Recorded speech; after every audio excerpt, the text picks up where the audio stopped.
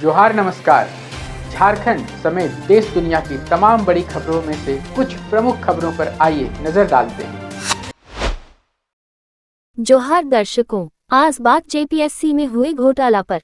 14वीं JPSC का बवाल, क्या सीबीआई जांच ही एकमात्र समाधान है या फिर न्याय की राह में नया चक्रव्यूह।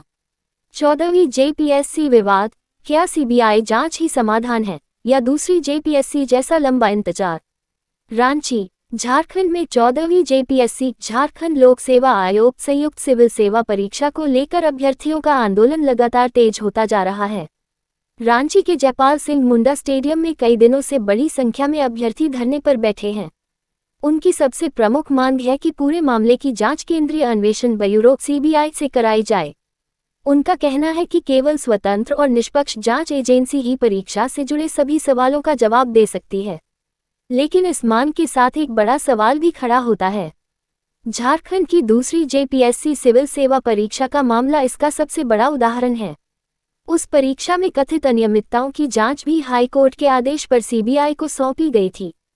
जांच चली, चार्जशीट दाखिल हुई, अदालत में सुनवाई भी शुरू हुई, लेकिन करीब 14 वर्ष बाद भी मामला अंतिम न्यायिक निष्कर्ष तक नहीं पहुंच सका। ऐसे में सवाल उठना स्वाभाविक है कि यदि 14वीं जेपीएससी की जांच भी सीबीआई को सौंप दी जाती है, तो क्या ये जांच तय समय में पूरी होगी या फिर यह मामला भी वर्षों तक जांच और अदालत की प्रक्रिया में उलझा रहेगा। 14वीं जेपीएससी में अब तक क्या हुआ। 14वीं जेपीएससी परीक्षा शुरू से ही विवादों में रही। परीक्षा प्रक्रिया में पारदर्शिता को लेकर अभ्यर्थियों ने कई गंभीर आरोप लगाए। सबसे बड़ा विवाद ओएमआर शीट से जुड़ा, जिसके बाद पूरे चयन प्रक्रिया पर सवाल उठने लगे। अब तक हुई प्रमुख घटनाएं इस प्रकार हैं। राज्य सरकार ने मामले की जांच झारखंड सीआईडी को सौंपी।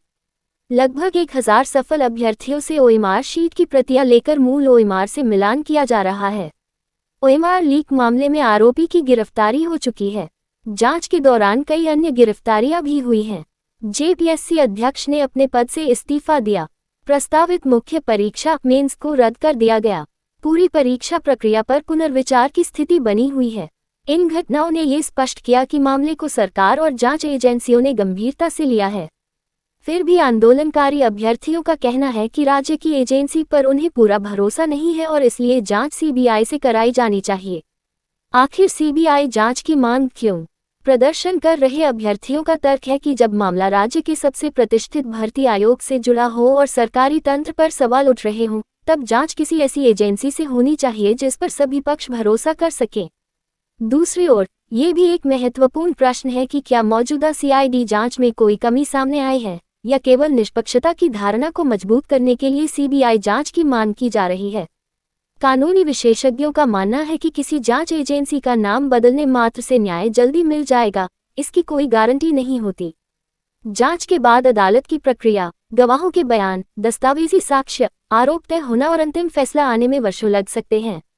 दूसरी जेपीएससी, एक लंबी कानूनी यात्रा। झारखंड की दूसरी जेपीएससी परीक्षा वर्ष 2005 में आयोजित हुई थी। इसी परीक्षा के माध्यम से deputy collector, DSP, sales tax अधिकारी सहित कई महत्वपूर्ण प्रशासनिक पदों पर नियुक्तियां होनी थीं। परिणाम आने के बाद चयन प्रक्रिया पर गंभीर सवाल उठे। आरोप लगे कि मूल्यांकन, अंक निर्धारण और चयन प्रक्रिया में बड़े पैमाने पर अनियमितताएं हुईं। मामला झारखंड हाईकोर्ट पहुंचा और कई याचिकाओं में निष्पक्ष जांच की मांग की गई।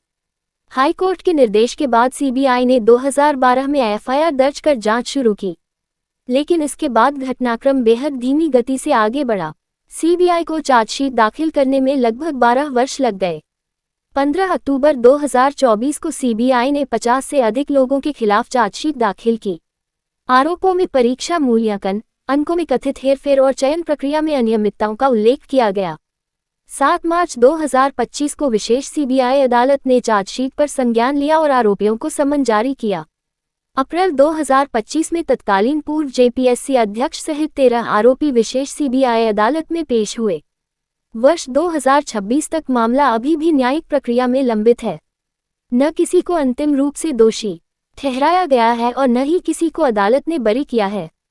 यानी जिस जांच से त्वरित न्याय की उम्मीद थी, वह भी लगभग 1.5 दशक बाद अंतिम मंजिल तक नहीं पहुंच सकी। क्या सीबीआई जांच का मतलब जल्दी न्याय है? यही सबसे बड़ा सवाल है। सीबीआई देश की सबसे प्रतिष्ठित जांच एजेंसियों में से एक मानी जाती है। उसकी जांच को अक्सर अधिक स्वतंत्र और निष्पक्ष माना जाता है, लेकिन बड़े और जटिल मामलों में सीबीआई जांच भी लंबी चल सकती है। जांच पूरी होने के बाद मुकदमा अदालत में वर्षों तक चलना असामान्य नहीं है। इसलिए केवल सीबीआई जांच का आदेश मिल जाना त्वरित न्याय की गारंटी नहीं देता। दूसरी ओर सीआईडी जांच को भी नजरअंदाज नहीं किया जा सकता। 14वीं जेपीएससी मामले में सीआईडी पहले से सक्रिय है। ओएमआर का वैज्ञानिक मिलान, दस्तावेजों की जांच, गिरफ्तारियां और डिजिटल साक्ष्यों का संग्रहण लगातार जारी है। यदि जांच निष्पक्ष और साक्ष्यों के आधार पर आगे बढ़ती है तथा अदालत में मजबूत आरोप पत्र प्रस्तुत किया जाता है, तो न्यायिक प्रक्रिया अपेक्षाकृत प्रभावी हो सकती है।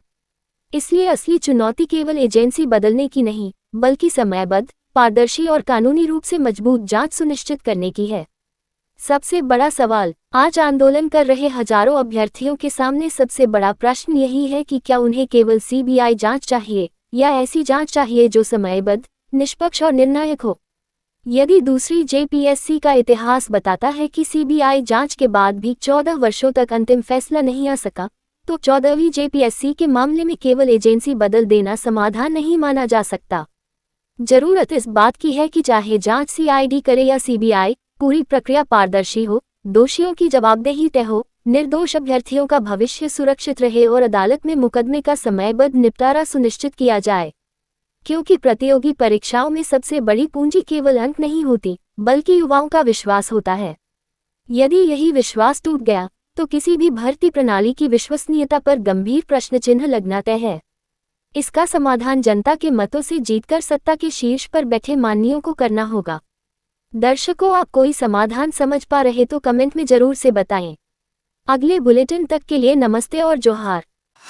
कैसी लगी आपको हमारी ये खबर, ये हमें कमेंट बॉक्स में लिखकर ज़रूर से बताएं। और ऐसे ही नवीनतम ताज़ा अपडेट्स, खास खबरों से रूबरू बने रहने के लिए बने रहें हमारे संग। कैमरा के पीछे से मेरा सहयोग कर रहे अजय महतो, आनंद चौहान के साथ मैं यजत पिंटू रांची।